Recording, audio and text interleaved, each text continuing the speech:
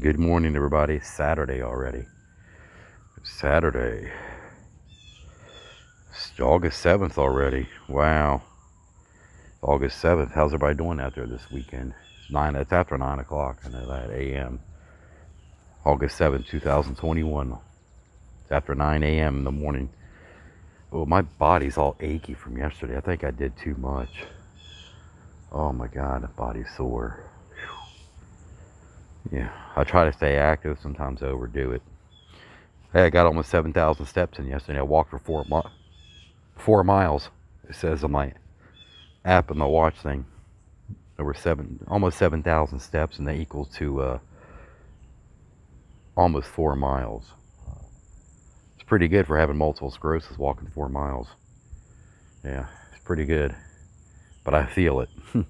It's not that easy. It's like doing that's like a task. You know, I'm 51 years old. I'm not young anymore. I'm not 21 or 31 or 41. Wow, I'm 51 already. Wow. Boy, time flies. Pulse is acting stupid today. So, like it always does. I took my blood pressure medicine roughly an hour ago. Time's flying by already. It's already after 9 a.m. I'm just getting on here to see what everybody's up to today and saying hello and hit that subscribe button. That way I can go live. I need 1,000 subscribers before I can go live, and it's going to take a while. 347 subscribers. Took 3 years to get that. Wow. Wow. But I appreciate you guys subscribing though, and watching my content in here and everything. I appreciate it very much. So I had to see the roof's got to be cleaned up there because I'm in the backyard. There's like tree limbs, bark up there on the roof from the heavy wind we got last week. Yeah, it's going to get hotter this week, so if it gets too hot, I don't stay outside very long because it makes my multiple sclerosis symptoms worse. The heat makes you feel really like way down.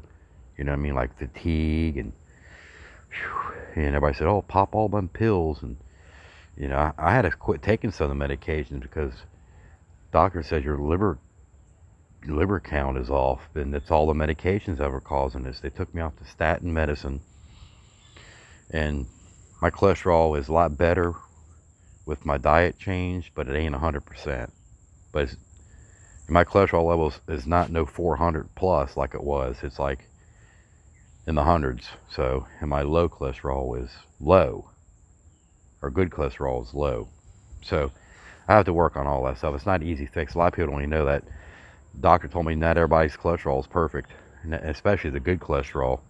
She said that's very hard to fix. So I'm gonna have to get a dietitian and get all that taken care of so I can start feeling better. I just feel like fatigue and tired, and then when I push myself, that's why my body's like sore. And I'll take some magnesium when I eat my food. That'll help because my magnesium levels, like, they checked it twice within a few weeks. One was a 2, and the other one was 1.7 or something. And when my cardiologist looked at that, he said, just take a low dose magnesium, like a 250 milligram. And that's what I'll do. I'll just take a 250 milligram. I have a lot of magnesium stuff in there, but a lot of them are high, like 1,000 milligrams, 1,500, 800, 1,000, 750, 500, different amounts. I really hate for them to go to waste because that one bottle is like $30. Just don't want to take too much magnesium, but the doctor said a lot of people are lacking magnesium. People don't even know about it, and that controls your heart. Fast heart rate could be magnesium issues. So low magnesium, you get it in your foods, but a lot of people, don't eat those foods, like, anchovies, sardines, and all that. That's good at magnesium. I worked at a pizza place one time when I was a kid, back in the 80s, and someone pranked a pizza place and ordered 5 large pizzas with extra anchovies. Well, they never did pick them up, and we had to throw them away because nobody didn't want them. My friend said, "I'll take them." I should have took them. I just picked the anchovies. I said, "Man, but all that oil is still on the pizza. You still taste it, even though the anchovies are not on there." Because all the oil, yeah, it's crazy. Yeah. Yep. Those are good old days. Back then they didn't have caller ID and all that. I mean, shortly after that did, but you know, people would prank the pizza places because they couldn't track the caller ID, couldn't track the phone number. It's crazy. It's kind of warm out here compared to yesterday. I'm telling you, that sun right here in my face right now. Whoa. Yeah, you can feel the heat. Definitely. Most definitely can feel the heat. So, yeah, it's crazy. Yep.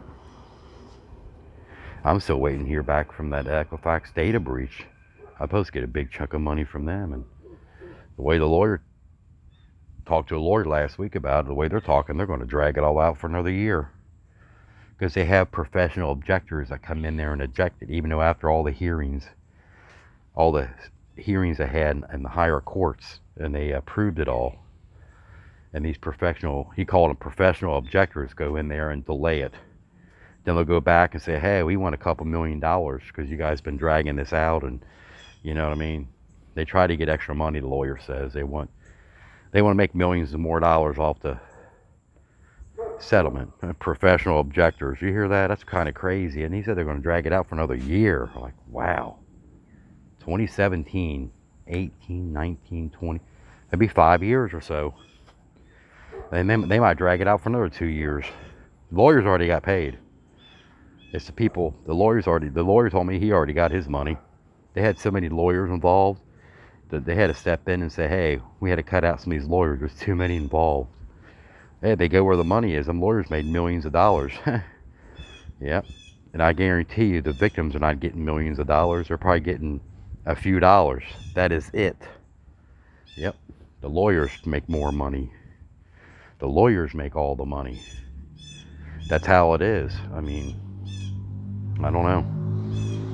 So, it's crazy. Have you guys been affected by that data breach? 150 million people. That's a big, not 150 million people. It's a big chunk of people. That's over half the population of the United States. It's scary when your information is on the dark web. Somebody can buy your entire identity information, your name, address, social, date of birth, all that, the whole 9 yards. That's what happened. Equifax they left basically their database unlocked and open for 65 days before they even noticed it. And that's what happens when they outsource their call centers overseas, because they have access to your identity information. Because when I call them, I said, where are you located at? They're like, offshore. They won't tell you because we can't give you our exact location because of security reasons. That just right there tells you they're in an area like India, you know, stuff like that, you know, and then them other areas, probably Nigeria too. I don't know. They're probably, because they deal with cheap labor. I mean, nobody in America wants they want $20 an hour with full benefits, and you know that building in Atlanta, Georgia is pretty much empty. Pretty much empty. Yep. They said, okay, we're going to outsource our call centers and pay them a few dollars an hour and no benefits and no taxes overseas. So that's how they do it. That's how they cut cost. Greed. Yep. If I had a job in America, I want the job to stay in America, not overseas. I mean, especially if it comes to their identity information. And when I call them, they said they're working from their house on their computer. What's that tell you? That's risky. It is. Especially when you call and they ask for all your identity information. They could be writing that down. You know what I mean? They got a computer in their house and they're accessing your identity information with it in another country. Yep. Yep, they're not being watched. They don't have a supervisor at their house. You know what I mean? They're playing around with their identity like it's candy. You know what I mean? Like it's a piece of paper. You know what I mean? It's tossed around. You know what I mean? It's crazy. It's risky. Wow. I'm like, wow. Yeah. Yeah, I gave up on the credit game because I've been trying to get this house. I've been denied 4 different times on a mortgage. Yep. I paid all my debt off the past since March, and my score went up like in the 800s, 820, 805, 816, and they've been denying me because of that. Like my friend said, that's the problem. I said, what? He goes, your score's over 800. He said, they consider you risky. I'm like, what's that? And that is true, because I got a Synchrony Bank MasterCard I had for like 5 years. And it's paid it off way back in March. And I paid on time every month and everything. And here, back in June, they closed it out. They said, we got a message from TransUnion saying you're risky. And the TransUnion score has been 816 since March. And they did this in June. And so I sent them a copy of the credit report a couple times with the copy of the letter they sent me. And they said, well, you need to call TransUnion. Call TransUnion. They're like, we don't know. We don't send messages. I said, I'm just telling you what Synchrony Bank told me. You sent them a message saying I'm risky, and they closed my card out. And they wouldn't reopen it. You can reapply again. I said, nope, I'm not. I said, I'm tired of these Synchrony Bank games. I think these credit bureaus are having like technical issues. Because what happened here a few weeks ago, I have a credit freeze on TransUnion. A credit freeze protects people from pulling your credit, like a hard pull.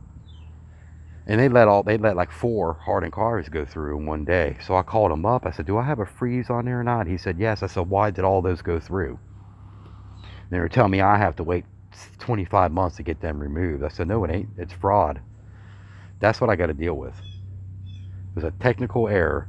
They let all them hard inquiries go through with a security freeze on there. Yeah, I have to wait 25 months, my butt. I called the complaint line, the Consumer Protection Finance Bureau.